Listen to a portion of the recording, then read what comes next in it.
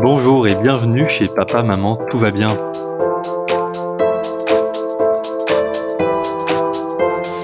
Pour ce premier épisode, on part en voyage à l'autre bout du monde.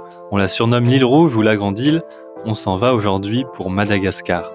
Alors Madagascar, c'est une île inaccessible au sud-est de l'Afrique. Madagascar est naturellement isolé du reste du monde. Ça lui permet de protéger ses traditions, ses cultures, son métissage unique au monde, pour le plus grand plaisir des voyageurs et des habitants.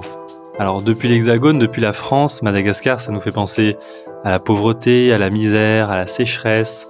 On va voir dès maintenant que Madagascar regorge de ressources naturelles, de traditions uniques au monde, d'un artisanat inimitable, d'une faune endémique préservée et inédite. Nosy Be, Tuléar, Diego, Lissal, Fort-Dauphin, tout ça, c'est des destinations qui en font rêver plus d'un. Nous parlons aujourd'hui de cet espace fantastique de 600 000 km² qui en fait la 4e plus grande île du monde. Madagascar, ça dépasse la taille de la France et pourtant ça a 2 fois moins d'habitants. Donc cette faible densité, elle va laisser la place à plusieurs parcs nationaux classés au patrimoine mondial de l'UNESCO.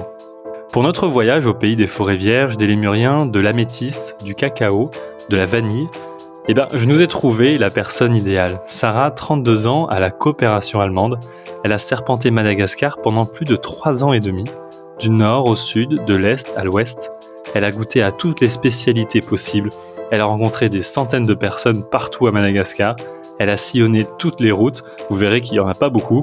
Elle va nous raconter ce qu'elle a vu, goûté, appris sur cette grande île du bout du monde. Bonjour Sarah. Bonjour Béranger. Merci beaucoup de te rendre dispo pour nous parler de Madagascar. Alors aujourd'hui avec toi, on va faire un plongeon en terre inconnue. On va découvrir un peu ce qui est vrai, ce qui est faux de ce qu'on entend de Madagascar. On va parler de culture, de nourriture, des habitants, des endroits touristiques et sûrement plein d'autres choses. Et dans un premier temps, est-ce que tu peux nous parler un peu de l'arrivée à Madagascar ? Qu'est-ce qu'on voit, qu'est-ce qu'on entend, qu'est-ce qu'on sent ? Comment on se sent quand on arrive dans un pays qui est à des milliers de kilomètres de la France ? Voilà, est-ce qu'on peut faire un petit plongeon dans Madagascar ? C'était la première fois pour toi que tu arrivais à Madagascar ? J'avais déjà fait une première mission en 2017, donc j'avoue que j'avais eu un premier bain d'une semaine, qui était pendant la saison des pluies en plus. Donc je suis arrivée, tout était super vert, ce qui est magnifique, c'est plutôt une chance. Donc on arrive à l'aéroport et on passe d'abord par cette route incroyable qui est probablement la plus belle de Madagascar, la plus en forme. Et cette route, elle te fait passer par des rizières avec des ébus, et t'aperçois au loin la ville qui est sur des petites collines avec des maisons rouges. Donc moi j'ai trouvé la première impression superbe, et j'avais l'impression d'être à la campagne. Mais plus on se rapproche de la ville, plus on se rend compte que non, c'est bien une capitale avec pas mal de monde et pas mal de voitures partout. Mais ouais, moi c'était ça ma première impression. Ok, et quand tu parles de saison des pluies, c'est à quel moment à peu près de l'année ? En gros, c'est de novembre à fin mars, début avril. Mais avec le changement climatique, ça se décale de plus en plus. Et on a eu plusieurs années où ça commençait plutôt en décembre et c'était décalé vers l'arrière, quoi. C'est une période qui peut être un peu dure parce qu'il y a des cyclones. Donc ça veut dire, pour Tana par exemple, pour la capitale, ça veut dire des grosses pluies, du vent assez fort. C'est une période compliquée à gérer et en même temps, ouais, assez fun. Dans Tana même, les rues, elles sont comment ? Est-ce que c'est des ruelles ou est-ce que c'est des grandes avenues avec énormément de voitures ? C'est comment le centre-ville de Tana ? Est-ce qu'il y a un centre-ville même ? Oui, alors il y a un super centre-ville qui a eu la bonne idée de se mettre vraiment sur ces petites collines qui sont dans la ville. Donc ça veut dire c'est des sortes de ruelles qui montent en pavé surtout. Quand on les prend à scooter, c'est vraiment le secouage assuré. On arrive donc sur ces petites ruelles qui montent, qui se croisent dans tous les sens avec pas mal de voitures. Mais après, dès qu'on sort un peu de ce cœur de ville ancien qui est la haute ville, on arrive plus sur des avenues un peu plus larges, surtout vers la partie vers le nord. Et là, c'est ce qu'on appelle Ankorunjan, par exemple, la route des hydrocarbures, un nom très poétique. Là, c'est vraiment des grandes avenues hyper modernes.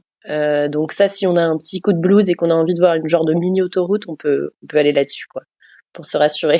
Ok, et à part la route des hydrocarbures, il y a pas trop d'autoroutes autour de Tana. D'ailleurs, on peut en parler dès maintenant.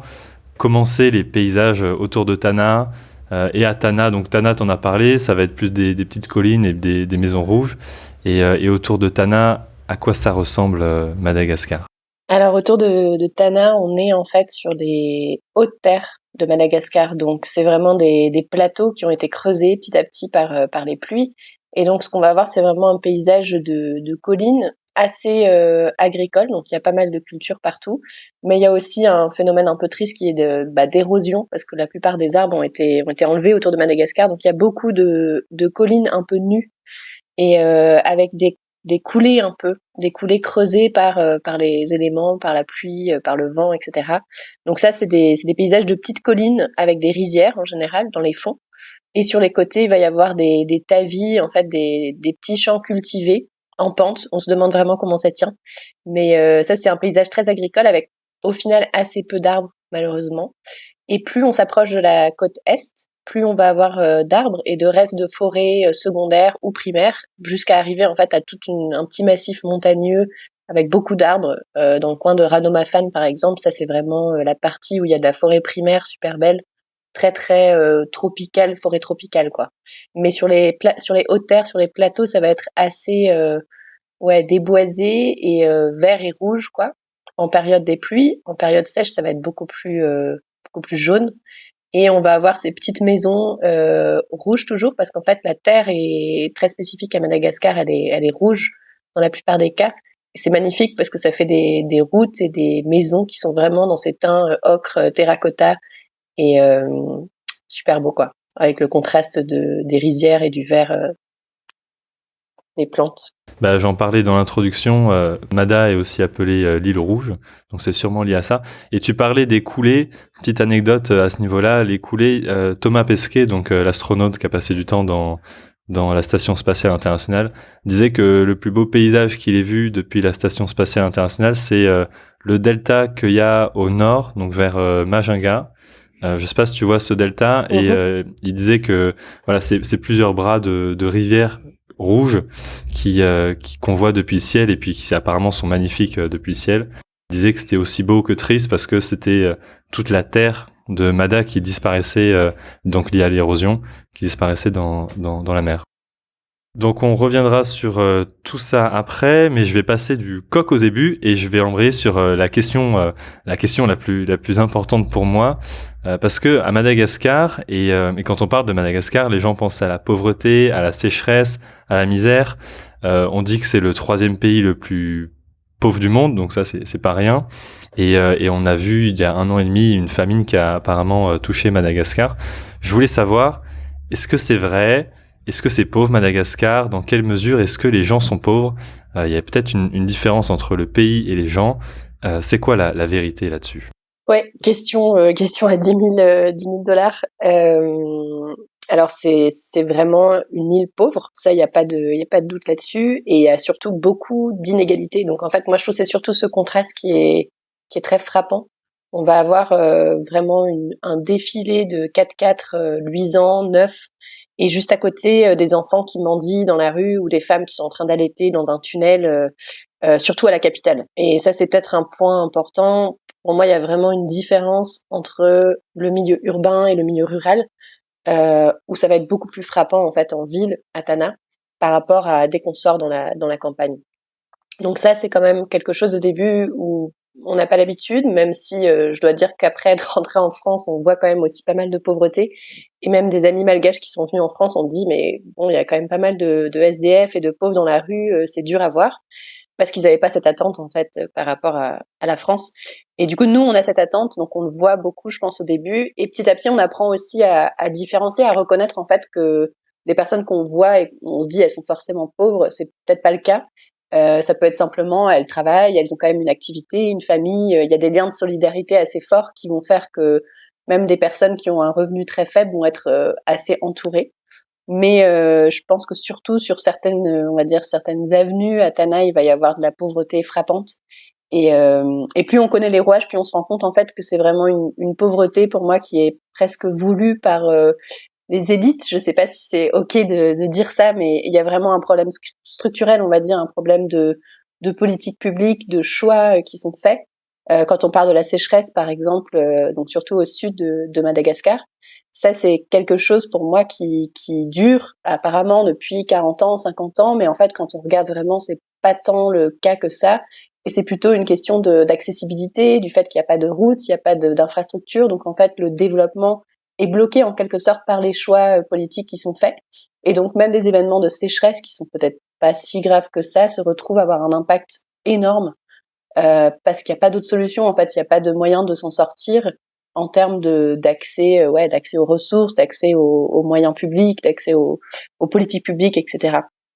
Et d'ailleurs, quand on parle de sécheresse, c'est marrant parce que, au final, oui, il y a la sécheresse au sud, et puis il va y avoir de l'autre côté le surplus total d'eau par le biais des cyclones, de la période cyclonique et des inondations. Donc il y a vraiment les deux qui impactent Madagascar et qui créent des situations vraiment critiques. Par exemple, les cyclones, on a vu dans les dernières années, c'était des énormes impacts avec vraiment des villes détruites à 95%. Donc ça, les impacts climatiques sont de plus en plus forts. Mais en fait, si on regarde vraiment les ressources du pays, la disponibilité des terres agricoles, etc., il y a vraiment des ressources énormes. Donc, il y aurait la possibilité pour moi d'accéder à un développement, d'accéder à des ressources, que chacun puisse avoir un revenu. Mais pour moi, c'est assez lié en fait au système politique très corrompu et très tourné vers lui-même et vers l'accumulation de richesses personnelles, quoi. Mais en termes personnels, ça reste quand même assez dur, je trouve, et on se blinde petit à petit. Donc on va se faire semblant en quelque sorte de pas voir, parce que c'est vrai que ça touche humainement et ça peut être difficile à vivre. Après, il y a toujours la possibilité aussi de s'engager dans des orphelinats, dans des associations qui aident, et ça, il y en a pas mal quand même à Tana. Donc ça peut toujours être un moyen de aussi essayer d'aider à sa façon. Parce que c'est vrai que, comme en France, c'est pas trop recommandé de juste donner à des enfants parce qu'ils vont faire partie potentiellement d'une espèce de petite mafia de mendiants, et ça, c'est jamais trop la bonne solution. Mais ça reste quelque chose où vraiment tous ceux qui viennent vont être un peu choqués par ça. Mais petit à petit, je trouve qu'on trouve des moyens de mieux comprendre qu'est-ce que ça veut dire cette pauvreté, d'où elle vient, comment est-ce qu'elle est répartie, de voir aussi dès qu'on sort de la ville qu'on va pas du tout avoir le même choc de pauvreté. Et ça, c'est quelque chose qui vient petit à petit quand on habite sur place, mais qui reste un élément vraiment difficile, ouais. Ok, alors tu as parlé de plusieurs choses sur lesquelles je veux rebondir. Tu as parlé d'aider. Comment on fait si jamais toi tu viens d'arriver ou moi je viens d'arriver et j'ai envie d'aider ou de contribuer à aider le pays ou les gens que je vois autour de moi à Tana? Il y a pas mal d'assauts qui fonctionnent bien, qui s'occupent par exemple des enfants de rue, donc ils vont faire pas mal d'activités avec eux. Il va y avoir des centres ou des fondations qui travaillent avec les mères enfants ou les mères célibataires en général dans la ville, donc qui aident aussi là-dessus. Il y a beaucoup de petits orphelinats ou de petites structures qui essayent justement de soutenir les jeunes qui sont dans des situations d'orphelinat ou de parents compliqués. Donc là, en fait, enfin, tout simplement, bon, faut se renseigner un petit peu, mais il y a plein de gens, même dans les expats, qui bossent au sein de ces associations. Et donc, se renseigner un peu, et il y a toujours moyen d'aider, soit par du temps, donc vraiment volontaire, essayer d'accompagner sur de l'apprentissage de langue, de l'apprentissage de telle ou telle chose, mais aussi après par du don d'argent, tout simplement, sur certaines structures associatives qui fonctionnent et qui vont avoir un impact vraiment ciblé pour, par exemple, les enfants des rues. Donc ça, c'est quelque chose qui est tout à fait possible de faire et qui je pense, donne l'impression au moins de pouvoir contribuer un petit peu. Après, il reste aussi souvent ceux qu'on va avoir, les plus pauvres qu'on va avoir autour de nous, hein. Donc typiquement à Madagascar, on va souvent avoir des gardiens et ils sont parmi les moins bien payés en fait dans ces secteurs informels souvent. Parfois, il y en a qui sont de manière formelle, mais ils vont être très mal payés. Et donc là, il y a aussi tout simplement des actions qu'on peut faire directement avec les gens avec qui on travaille et puis regarder quels sont les besoins. Est-ce qu'on peut inscrire à la sécurité sociale? Est-ce qu'on peut inscrire à une sorte d'assurance maladie? Parce qu'il y a quand même certaines structures qui existent, mais qui dans le secteur informel vont pas du tout être prises en compte alors qu'elles représentent un potentiel de couverture ou de protection à long terme aussi. Ça, c'est ce genre de choses que je recommanderais de faire aussi directement dans son entourage, qu'on peut faire assez facilement, par exemple. Des choses à impact direct. Et tu parlais de salaire et de gardiens payés. Juste pour avoir un ordre d'idée, c'est quoi le salaire minimum, le salaire moyen et surtout, on peut manger, on peut vivre pour combien à Mada? Le salaire minimum officiel, alors ça c'est encore une grande différence, mais le salaire minimum officiel c'est 200 000 arrières, c'est à peu près 50 € par mois. Donc ça c'est le salaire moyen qui est officiellement reconnu. Mais en fait, typiquement, il y a des gens qui vont être payés beaucoup moins, qui vont être à 150 000 arrière, voire en fait tous ceux qui vont être vendeurs au jour le jour, par exemple, vendeurs de petits pains dans la rue, vendeurs de café. Là, il y a aucun contrat, aucune protection, et donc là, ça dépend vraiment de la vente du jour. Et c'était typiquement un problème pendant la période de Covid, parce qu'il y a eu aussi des restrictions où les gens n'avaient plus le droit de sortir de chez eux, plus le droit d'aller dans la rue d'une certaine heure à une certaine heure. Et ça veut dire en fait pour ces personnes juste aucun revenu par jour. Et s'il n'y a pas de revenu par jour, ça veut dire aussi pas de nourriture chaque jour, parce que c'est vraiment un fonctionnement qui est au jour le jour, quoi. C'est de la survie presque. Donc bloqué, quand il y a eu tous ces blocages en termes de Covid, et ben en fait ça voulait dire tout simplement plus aucun revenu. Ouais, donc les salaires sont très très bas. Et pour survivre, en fait, le riz, au final, souvent la partie alimentaire dans un salaire ou dans le revenu des personnes les plus pauvres, ça va représenter peut-être 40 à 60% du revenu. Donc si on additionne avec ça un peu de loyer aussi, tout le revenu passe dans l'habitation et l'alimentation. Et ça, c'est énorme en fait. Et le prix des aliments sur place coûte, pour des expats, c'est très facile, c'est pas cher, mais pour les personnes les plus pauvres, c'est vraiment un énorme coût en fait de se nourrir, sachant qu'il y a aussi une alimentation très spécifique, parce qu'en fait les gens veulent manger du riz, ça c'est vraiment la base de l'alimentation à Madagascar, et ça veut dire le matin, midi et soir il faut manger du riz. Sauf qu'en fait le riz, il n'y a pas encore la capacité de production vraiment de tout ce riz sur place à Madagascar, pour diverses raisons politiques, de corruption, de blocage économique, etc. Mais ce qui fait que beaucoup du riz est aussi importé du Pakistan, de l'Inde, de l'extérieur, et coûte cher. Avec là, si typiquement on pense aux derniers mois, dernière année, avec la crise en Ukraine, la guerre en Ukraine, ça a eu aussi un impact sur le blé, sur les importations, sur le coût des matières premières. Et ça, c'est quelque chose qui se répercute directement dans les prix et qui va avoir un impact aussi direct pour la plupart des gens dans le pays. Donc pour l'alimentation, mais aussi pour le transport. Typiquement, là le coût du carburant a augmenté parce qu'il était contrôlé, on va dire, par l'État, mais il a été augmenté finalement, 40% d'augmentation. Et 40% d'augmentation, ça veut dire qu'un trajet de bus que tu pouvais faire pour 500 arrières, ce qui est vraiment quelque chose comme 20 centimes d'euros, c'est passé à 700, 800 arrières, donc quasiment doublé. Et c'est impossible pour les gens de payer encore ce prix, donc ils vont se mettre à marcher beaucoup plus, à rajouter des kilomètres à pied le matin, ça veut dire se lever encore plus tôt juste pour aller travailler, à cause d'une petite augmentation qui, on connaît très bien ce que ça crée en France aussi comme mouvements sociaux, bien sûr. Les gilets jaunes, typiquement, c'est exactement le même type de situation où le prix va avoir un tout petit changement, mais ça a un impact énorme sur le revenu des gens. Tu parlais d'un salaire de 30 à 50 euros. Alors en France, tu tiens à peine une journée, même une demi-journée si tu traînes à Paris avec 30 et 50 euros. Combien ça coûte le riz? Donc tu parlais de 3 repas par jour de riz.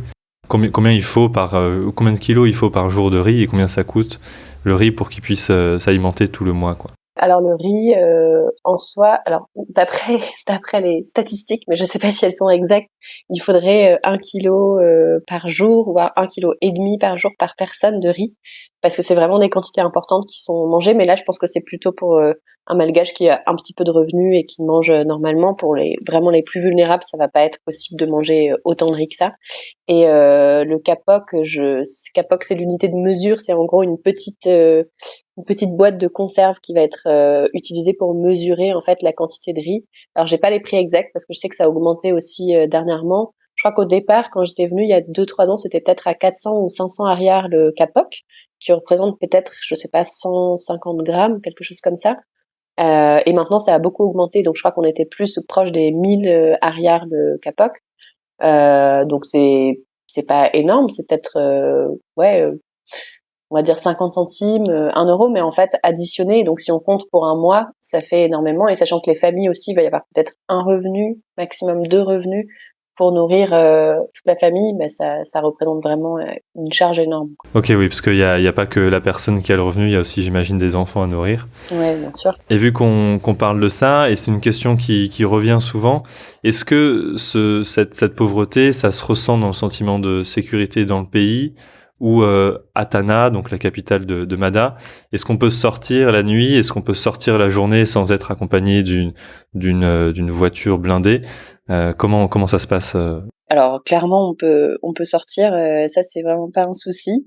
Mais c'est vrai qu'il faut faire attention et avoir un peu de vigilance. La journée, je pense que c'est tout à fait ok de se balader à pied, de marcher un peu. Je dirais plus que le souci qui se pose, c'est qu'il n'y a pas forcément de trottoir et que les routes sont très engorgées, donc c'est pas très agréable de marcher dehors.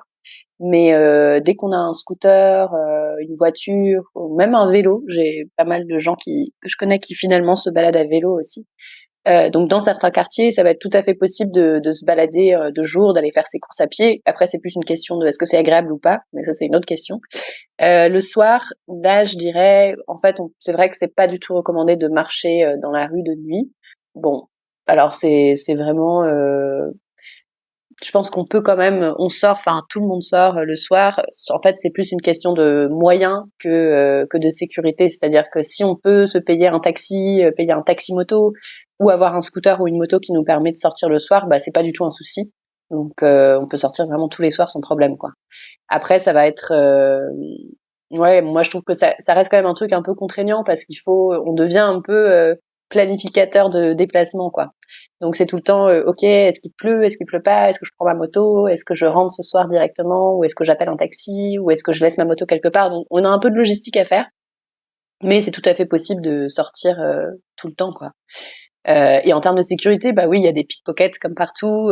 Si on balade son téléphone et qu'on essaye de prendre pour les photographes en herbe qui veulent absolument prendre des photos à travers la vitre de la voiture et qui descendent de la vitre, j'ai déjà vu plusieurs fois des personnes se faire piquer leur portable comme ça, simplement parce qu'ils le tenaient en dehors de la voiture, bien sorti pour prendre des photos.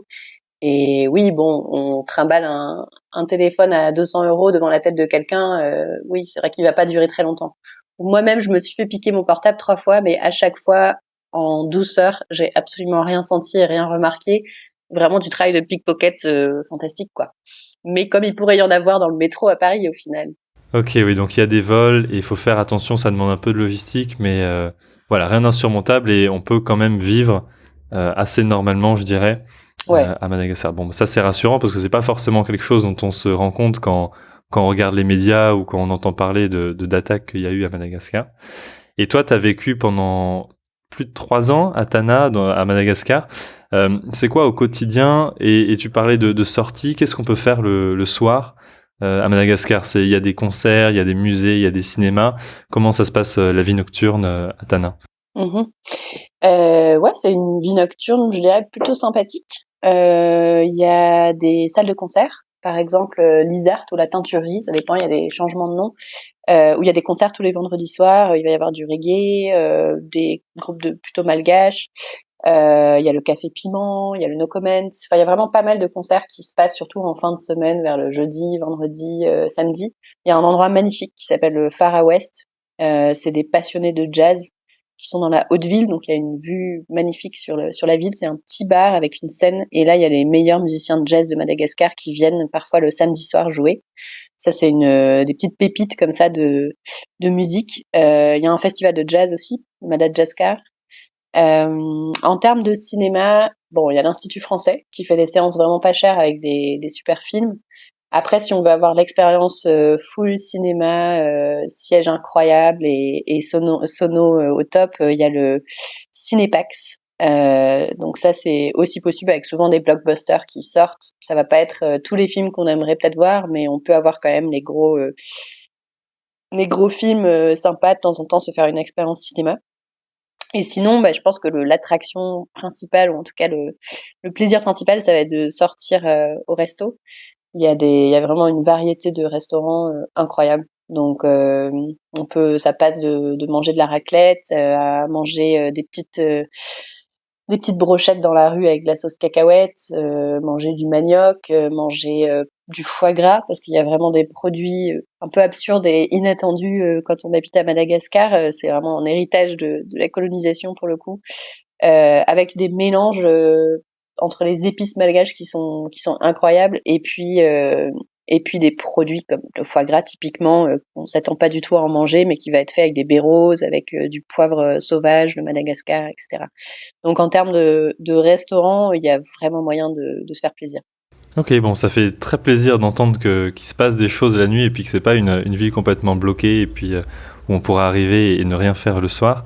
Et avant de parler de vacances, parce que j'imagine que tu as beaucoup de choses à dire là-dessus aussi, le week-end, sans partir trop loin de la capitale, qu'est-ce qu'on peut faire autour de la capitale Tana? Alors, il y a vraiment les 3 excursions typiques autour de la capitale. Donc, Mantassou, c'est un petit lac. Ampef, c'est un lac volcanique avec plein de volcans super jolis, très verts. Et puis, Antsirabe, qui est la capitale du fromage, on va dire. Une ville toute plate, très sympathique avec un lac aussi assez joli. Donc ça, c'est un peu les excursions qu'on peut faire à 3 heures, 4 heures de voiture. Ça se fait sur un week-end. Après, pour ceux qui sont plus en mode sortie outdoor et profiter vraiment d'être dans la nature, moi je faisais partie, enfin j'avais créé une asso d'escalade qui sortait tous les week-ends faire des sorties escalade dans 2-3 spots autour de Tana. Donc pour les grimpeurs en herbe comme pour les grimpeurs confirmés, il y a de quoi se faire plaisir et faire aussi des bivouacs à côté. Ça demande un peu d'organisation, il faut trouver de l'eau, il n'y a pas de camping forcément organisé. Mais si on a du matériel et qu'on a la motivation, c'est vraiment possible d'aller faire du bivouac autour de Tana, de se créer un peu des challenges aussi avec par exemple des amis qui avaient fait Tana Mantassou, donc c'est vers ce lac, premier lac dont je parlais, en 2 jours avec un bivouac au milieu.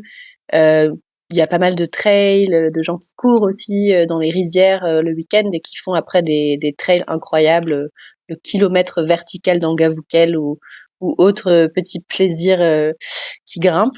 Donc ouais, pour les sportifs, je pense qu'il y a pas mal de choses et ça fait vraiment du bien de sortir de Tana, des bouchons, de l'engorgement et d'aller prendre un bol d'air dans la nature, pas très loin au final, à peut-être 1 heure de route, 1 heure et demie max, et se faire respirer les poumons.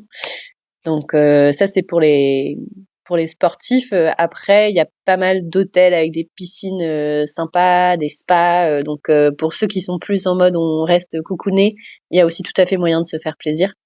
Donc ouais, je dirais c'est ça le week-end, outre les sorties et les soirées et les concerts et la bouffe, mais plus pour le côté sortie extérieure. Et toi, tu partais comme ça le week-end, bivouac avec une tente et c'est quoi, ici il n'y a pas de camping, comment vous faisiez pour vivre là-bas? Et d'ailleurs, c'est sécure d'aller à l'extérieur de la capitale et puis de dormir comme ça en pleine nature? Ouais, je pense que c'est quelque chose qu'on appréhende pas mal au début. Et petit à petit, tu te rends compte que c'est faisable. C'est plus quelque chose où il faut discuter avec les gens, c'est-à-dire venir, discuter, demander est-ce qu'on peut dormir ici ou pas. Et nous, c'était un endroit où on revenait régulièrement pour grimper. Donc, on avait rencontré le propriétaire du terrain, les gens qui vivaient dans le Fukutan, dans le village à côté, et on avait discuté avec eux. Et donc, il y avait vraiment une relation qui s'était créée. Et donc, on les appelait même, on les prévenait avant pour dire, ah, on va sûrement venir camper ce week-end. Voilà, on arrivera vendredi soir ou samedi matin. Et ensuite, on nous prenait nos tentes, notre bonbonne d'eau, nos petits litres de rhum. Et puis, on commandait auprès des villageois du coin, est-ce qu'on peut avoir un peu d'eau pour faire notre vaisselle? Est-ce qu'on peut avoir un peu de bois? Et on payait ce service. Donc, ça créait aussi un peu un revenu, même si c'est pas un camping officiel, au final, ça créait un peu comme s'il y avait un service dans un camping. Et ça nous permettait de rester là, faire une nuit, 2 nuits, voire 3 nuits pendant le confinement, parce qu'on n'avait pas le droit de repartir le dimanche après, mais on devait rentrer le lundi. Et ça fait qu'on ramenait vraiment toute notre bouffe, voire on s'est mis à commander en fait auprès du village juste à côté, on s'est mis à commander la nourriture. Donc on avait du poulet avec des haricots super bons, les taramas, des breads, ça c'est un mélange de petites herbes et du riz rouge. Et donc tout venait du coin. Ils nous préparaient ça et on payait, on était vraiment servis comme des rois, petite nappe à carreaux sur le sol et puis on pouvait manger notre repas du dimanche préparé juste à côté. Donc ça c'était assez incroyable. Alors au sujet de cette association qui s'appelait Les Muriens, donc l'association d'escalade à Madagascar, il y a une petite vidéo super bien faite sur YouTube que je vous invite à aller regarder. Les Muriens, association d'escalade à Madagascar. Maintenant qu'on a parlé un peu des soirées et des week-ends, est-ce que tu peux nous parler des vacances et qu'est-ce qu'on fait à Madagascar? Comment on se balade? Donc je sais que c'est à peu près la taille de la France. Est-ce que nord, sud, est, ouest, c'est aussi différent qu'en France? Il y a des montagnes à gauche, à droite, et puis il y a des plages à gauche, à droite. Ou est-ce que c'est à peu près la même chose? Qu'est-ce qu'on fait en vacances? Tu peux nous donner des petits exemples de vacances que tu as pu faire à Madagascar? Ouais, bah les vacances c'est le pied à Madagascar, hein. Je pense que c'est c'est la partie la plus incroyable. La vie à Tana, c'est la partie un peu contraignante et la vie en vacances, c'est vraiment assez ouf. Donc déjà c'est une île, donc il y a des plages tout autour, mais vraiment tout autour.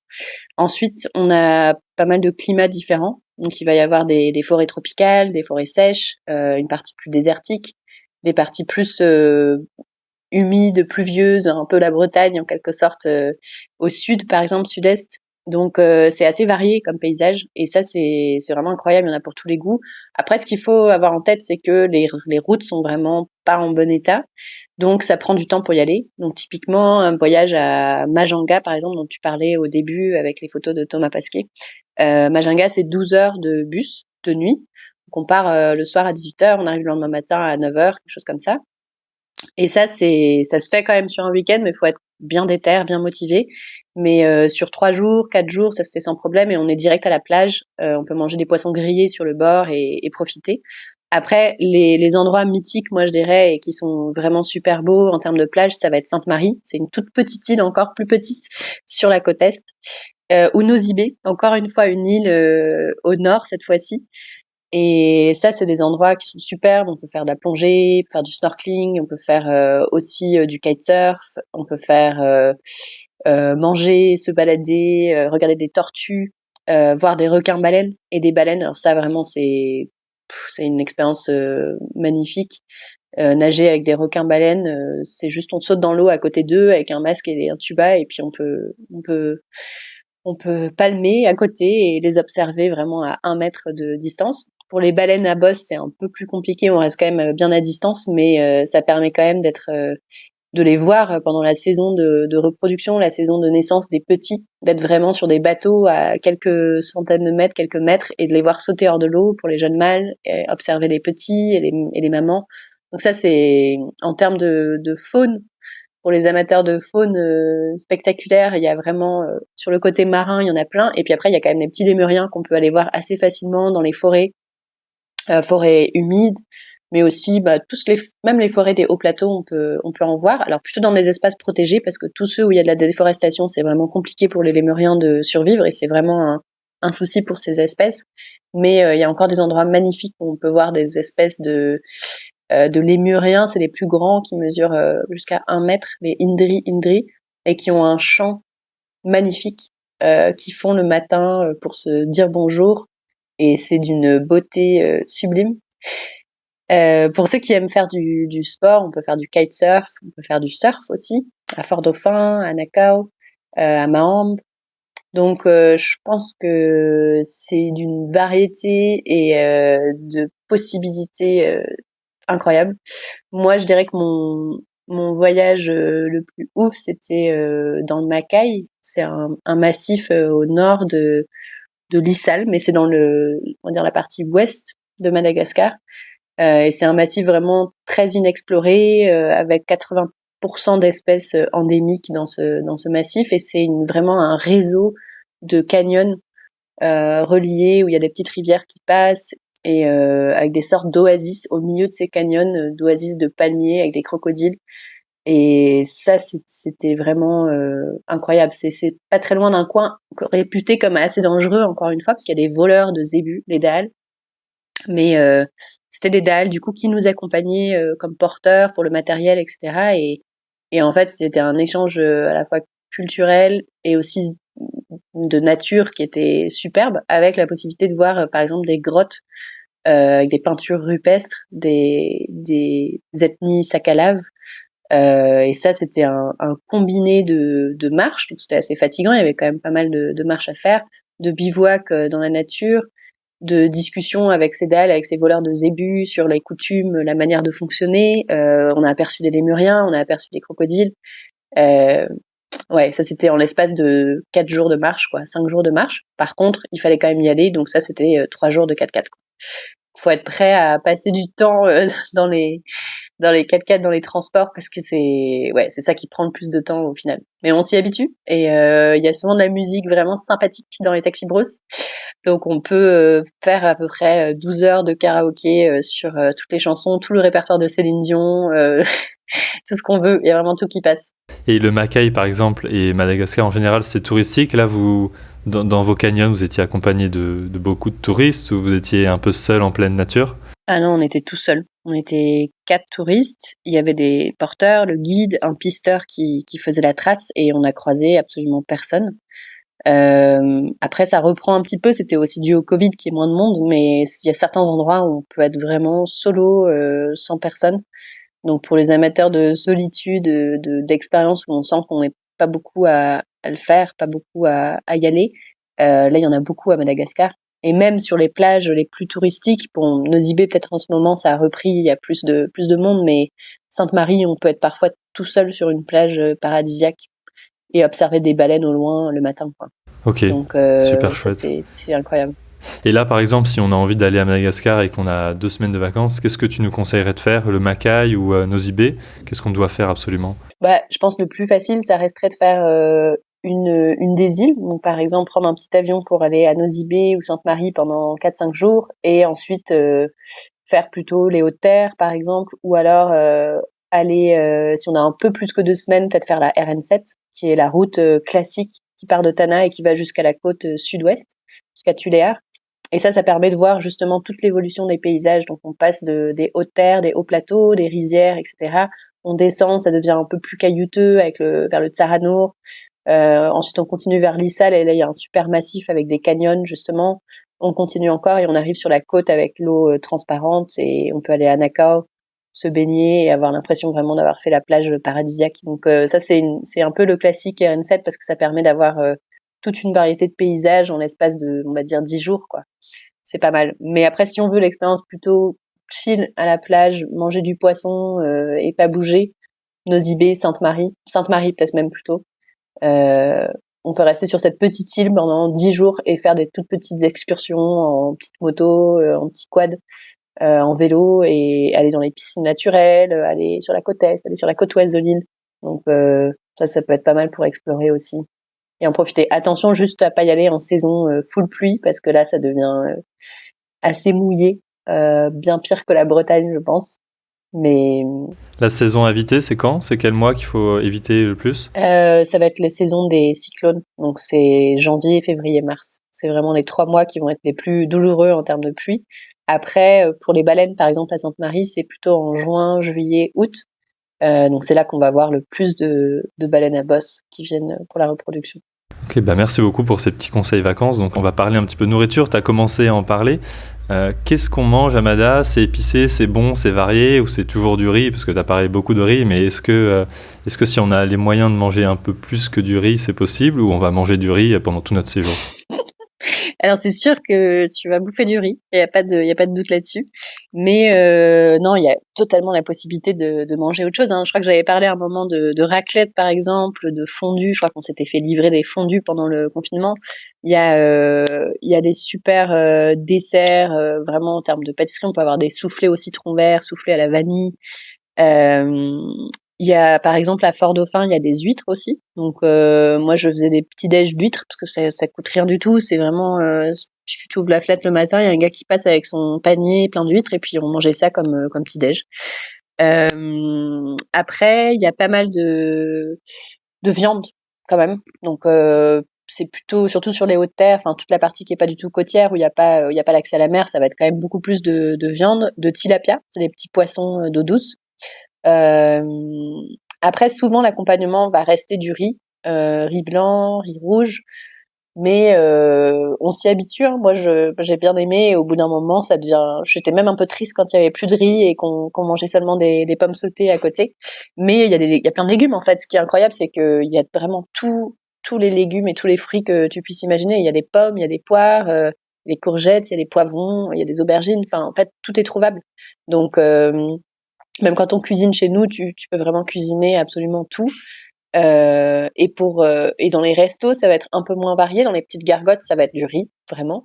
mais parfois un peu de légumes sautés. Et par contre, dans les autres restos, tu vas pouvoir avoir tout ce que tu veux, des lasagnes, des carbonara, des pizzas. Ça, c'est pour Tana, tu vas avoir vraiment l'embarras du choix. Et après, sur la côte, à Fort-Dauphin, Tuléar, enfin toutes les villes sur la côte, le poisson est juste dingue. Des petits steaks de thon comme ça, qui vient d'être pêché par un petit pêcheur artisanal sur la côte, c'est juste normal. Des langoustes, du crabe, des cigales de mer. Je sais pas si t'as déjà entendu parler. Ça, c'est encore meilleur, je pense, que les langoustes. Super bon. Donc, ouais, peut-être que dans les gargotes, on peut vite être un peu lassé. Mais dès qu'on change aussi de coin dans Madagascar, il va y avoir des plats avec de la coco, beaucoup de poissons, des beignets de crevettes. Ça, c'est quand même incroyable. On n'est pas obligé de manger que du riz. Après, dans les repas traditionnels, il va pas y avoir beaucoup d'épices de base. Pas beaucoup de poivre qui est utilisé, pas beaucoup de bérose, alors qu'il y a beaucoup de ces épices qui sont disponibles. Mais dans les restos un peu plus chics, il va y avoir ce côté fusion avec beaucoup de cuisine à la vanille, cuisine au poivre sauvage, cuisine au bérose, etc. Mais ce qu'il y a toujours, et qui est quand même super bon si on aime bien le piment, c'est le sakai, qui est du coup le piment, la pâte de piment de Madagascar, avec souvent du gingembre, peut-être une ou deux autres épices, et ça c'est super bon, mais c'est fort. Mais si on veut relever le goût d'un plat de riz un peu traditionnel, voilà, ça c'est toujours présent, c'est toujours là. Des petites pots avec de la pâte verte un peu étrange, et on met ça, et puis là c'est l'explosion, quoi. Ok, donc on n'est pas obligé de manger que du riz, et si on a du riz, on peut l'épicer. C'est rassurant. Ouais. Et nous, si jamais on parle de Madagascar en France, outre la sécurité et la sécheresse, on va forcément avoir l'image de la vanille, parce que dans tous les magasins, il va y avoir de la vanille de Madagascar. Est-ce que tu mangeais de la vanille au petit-déj et au dessert?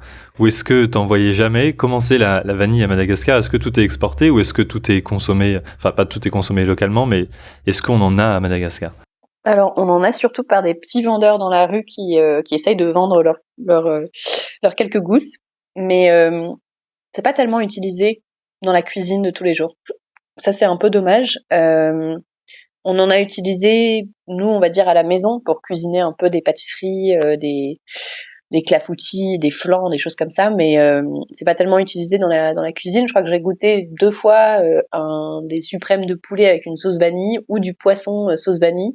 Donc parfois c'est un peu utilisé, mais ça va être plutôt dans des commerces ou dans des boutiques qui sont pour des expatriés, pour des touristes, où ils vont utiliser un peu plus de vanille. Sinon c'est pas tellement utilisé malheureusement, mais c'est trouvable, et c'est trouvable à un prix qui n'a rien à voir avec celui en France, bien sûr, parce que le prix à l'exportation est fixé, donc il est beaucoup plus cher, et sur place, on peut en trouver. Après, moi, je travaillais pas mal avec des producteurs de vanille, donc j'ai vu aussi la situation, et c'est une situation hyper compliquée, en fait, hyper risquée pour eux, parce que il y a toute une mafia, il y a beaucoup de vols, même du vol organisé par les autorités carrément, par des gendarmes, par des autorités locales qui savent la valeur vraiment de ces vanilles, et donc qui vont venir les voler sur pied avant qu'elles soient complètement arrivées à maturité, ce qui peut dégrader la qualité aussi et la valeur sur le marché international.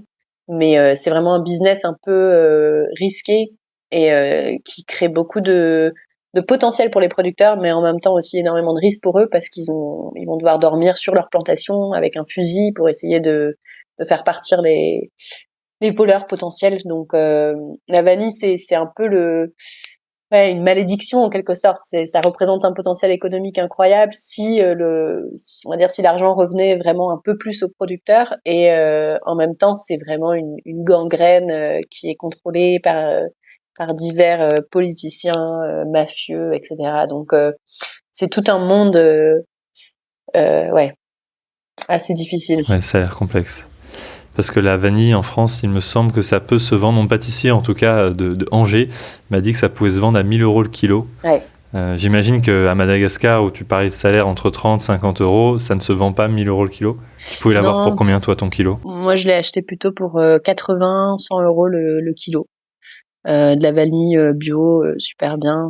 Voilà, et c'est vraiment, c'est la même, c'est une qualité incroyable, mais ouais, c'est vraiment tout ce qui est tous les intermédiaires, on va dire, qui vont se rajouter dans la chaîne jusqu'à l'arrivée en France ou en Europe, qui vont rajouter de l'argent, des marges de plus en plus importantes, mais au final, ce qui revient vraiment aux producteurs, parfois c'est ridicule, c'est vraiment je sais pas, ça va être même pas les 100 euros dont je parlais, hein, ça va être du 20 euros, 30 euros, ce qui est déjà énorme en fait par rapport aux revenus traditionnels d'un producteur, mais qui est tout petit. Toi, tu as l'air de t'être plu sur tes 3 années. Bah, tu es resté 3 ans, ça veut dire que ça t'a plu.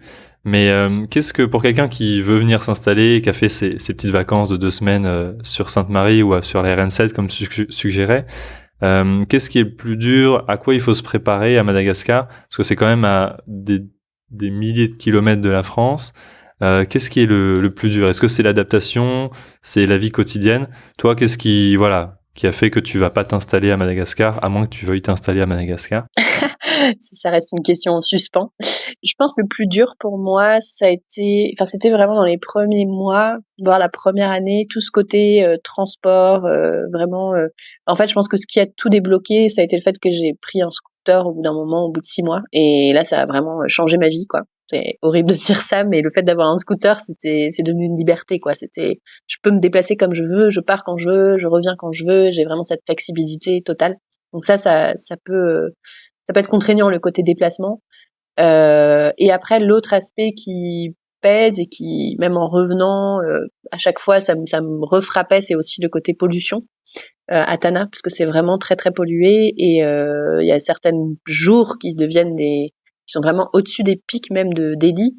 Donc ce côté-là où tu sens que t'es sur ton scooter et si t'as pas de masque, vraiment tu respires purement de la pollution. Ça c'est un peu compliqué, mais bon, voilà, on investit du coup dans des masques protecteurs anti-pollution. Il y a quand même des petites solutions. Et aussi au final, moi j'ai essayé de trouver une maison qui était pas au centre-ville, pas à côté d'un gros axe, juste pour avoir l'impression de respirer quand même un peu mieux. Et puis du coup sortir le week-end pour aller prendre un peu d'air, quoi. Donc ça j'ai trouvé ça un peu compliqué moi la pollution parce qu'au bout d'un moment tu te dis ok je me l'inflige vraiment tous les jours quotidiennement et est-ce que j'ai envie de continuer avec ça? Après, c'est un problème qu'il y a dans plein d'autres pays, hein, donc peut-être un problème mondial au final, mais qui est pas évident en tout cas. Donc, sinon sur le reste, ce qui est à la fois assez amusant et auquel on prend goût, c'est le fait qu'on puisse tout régler par des appels téléphoniques à des personnes XY. Donc il y a des contacts qui tournent de tiens, un tel peut t'aider à réparer telle chose, ou tu peux te faire livrer ça, ou tu peux avoir accès et commander des trucs d'artisanat incroyables par tel ou tel numéro. Et en fait, il y a vraiment tout un fonctionnement un peu informel qui marche bien et mais qui peut être un peu frustrant parfois parce que il va y avoir des délais, ça va pas être vraiment fait, c'est toujours un peu plus lent que ce qu'on avait prévu.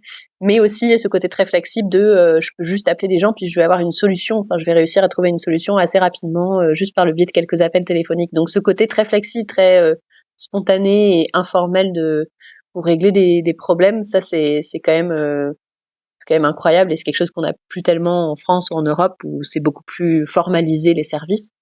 Donc ça, moi, c'est quelque chose que j'avais plutôt apprécié. Euh, ouais. Donc pour l'adaptation, je dirais vraiment le transport et le côté un peu santé, prendre soin de pas la pollution et prendre soin de soi, quoi. Sur le côté santé, ça c'est peut-être la partie la plus difficile parce qu'il y a aussi pas beaucoup d'infrastructures de santé, donc on peut vite être je pense une fois qu'il nous arrive quelque chose, là, on peut être un peu inquiet sur, ok, j'ai besoin d'être rapatrié, je vais devoir aller à la Réunion, en France, donc voilà, on n'y pense pas trop, je pense en général, mais c'est quand même quelque chose qui peut être angoissant par moment, quoi. Et au niveau intégration, tu as réussi à t'intégrer. Est-ce qu'il faut apprendre le malgache, donc la langue de là-bas, pour rencontrer du monde? Est-ce que déjà tu parles un petit peu malgache?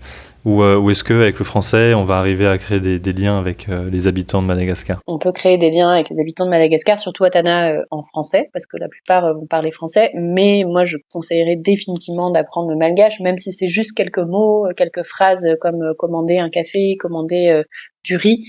Ça change vraiment les relations sur place. C'est juste en fait une marque de respect, je pense aussi, d'ouverture, de pas aussi utiliser seulement la langue au final des colons que les colons ont amené, mais de reconnaître qu'il y a une langue officielle locale qui existe, qui est parlée par toute la population, avec des variations quand même de dialectes selon les régions, mais c'est pas super compliqué, c'est vraiment possible d'apprendre en quelques mois au moins des phrases de base, de pouvoir faire des petites commandes, de pouvoir discuter, demander comment ça va, d'avoir au moins les formules de politesse. Et ça change la vie, hein. c'est super beau et ça crée complètement des rencontres, des relations très différentes si on peut juste dire quelques phrases, quoi. Tu peux nous donner un petit exemple d'une petite phrase? Je peux te dire Salamo, Inavava, Maresaka, ou Misocha Betsaka, Tisfisorana. Ça, c'était juste les formules de politesse de base, de dire bonjour, ça va, quoi de neuf, merci beaucoup, de rien. Ça paraît peut-être compliqué quand je le dis là tout de suite, mais en vrai, au bout d'un moment, à force de les entendre, on retient et c'est une langue super intéressante parce que c'est pas du tout comme tout ce qu'on peut connaître en Europe, il y a aucun lien, plutôt indonésien, le lien le plus proche et c'est des langues qui va être beaucoup utilisées au passif avec quasiment pas de conjugaison, en tout cas très peu, juste le temps qui va être indiqué par une lettre, mais pas vraiment de conjugaison au pluriel, singulier. C'est incroyable aussi et ça aide beaucoup à comprendre la culture orale, le côté très important des ancêtres, de tout le contexte dans lequel on parle. Donc je conseillerais vraiment, à défaut de l'apprendre la langue, au moins de lire certains livres qui parlent de la langue, de comment est-ce qu'elle fonctionne, de tout ce qui est lié au culte des ancêtres, etc. Donc ouais, ça peut faire une différence. Et avant de conclure, est-ce que tu as une petite anecdote à nous partager, quelque chose que seul quelqu'un qui a vécu 3 ans, bon, voilà, en gros, hein, est capable de savoir, quelque chose d'un peu nouveau que personne ne sait si on n'a pas mis les pieds sur Madagascar? Bah peut-être que le karaoké. Alors c'est vraiment le sport national avec la pétanque peut-être. Mais en tout cas le karaoké c'est vraiment une des activités préférées à Madagascar. Donc manger des petites brochettes et chanter un karaoké après avoir pris quelques bières THB. Ça, c'est un sport qui commence dès 10h du matin le dimanche et qui se poursuit tard dans la nuit, on va dire tous les soirs à partir du mercredi soir. Donc, préparez vos meilleurs hits Céline Dion et préparez-vous à les chanter à tue-tête dans toutes les gargotes que vous croisez. Eh ben super, on va apprendre à chanter. Bon, j'ai l'impression que à Madagascar, papa, maman, tout va bien? Ouais, papa, maman, tout va bien à Madagascar. Merci beaucoup Sarah de nous avoir partagé ton expérience de Madagascar. De rien, avec plaisir. Bon alors pour la petite histoire, je reviens tout juste de Madagascar, où je viens de passer une année entière absolument formidable. Donc on pourrait parler de Madagascar pendant des heures, ce pays est super riche en culture, en paysages, en histoire, et je me dis même que ce serait peut-être pertinent d'inviter un ou une malgache qui vienne nous parler de son pays et plus du côté culturel, pas trop du côté intégration, du côté voyage, mais plus du côté culturel de Madagascar. Voilà, si ça vous intéresse, n'hésitez pas à me laisser un petit commentaire pour me dire et on pourra organiser ça. Sarah nous a partagé son point de vue sur la vie à Tana, sur les voyages. Elle nous a permis de voir à quel point la pauvreté qui existe est dure à voir et encore plus dure à vivre. Et ce problème est très complexe et c'est pas ce podcast qui va permettre de comprendre les enjeux historiques, les enjeux politiques, les enjeux géographiques. Donc je vous invite à vous renseigner si ce problème vous intéresse. Ce podcast touche à sa fin. N'hésitez pas à me dire si ce podcast vous a plu, si l'expérience à Madagascar vous a convaincu. Et on se retrouve très bientôt pour parler d'un nouveau pays dont on a entendu parler de choses parfois négatives, parfois positives. Et on va en reparler la semaine prochaine. Je vous souhaite une bonne journée. Et n'oubliez pas, quand on voyage, papa, maman, tout va bien.